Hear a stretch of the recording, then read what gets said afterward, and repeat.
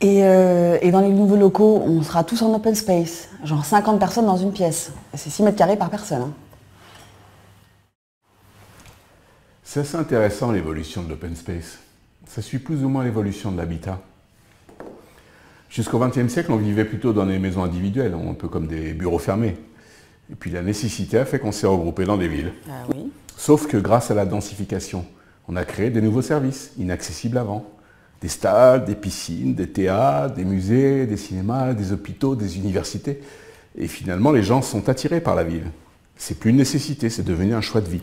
Oui, sauf quand c'est des HLM dans des cités dortoirs. Et c'est là que le parallèle est intéressant. En immobilier d'habitation, comme en open space, on a fait pas mal d'erreurs à la fin du XXe siècle. On a appris de nos erreurs et on sait produire des villes attractives.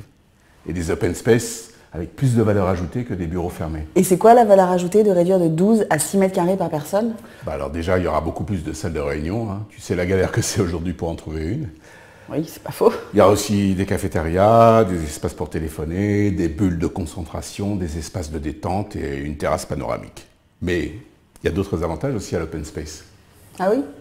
Tu vois, ici, on n'est pas en open space, mais tu partages un bureau avec tes collègues, sauf que tu ne les as pas choisis. Demain, dans les nouveaux bureaux, tu pourras choisir à côté de qui tu vas travailler. Oui, c'est pas faux.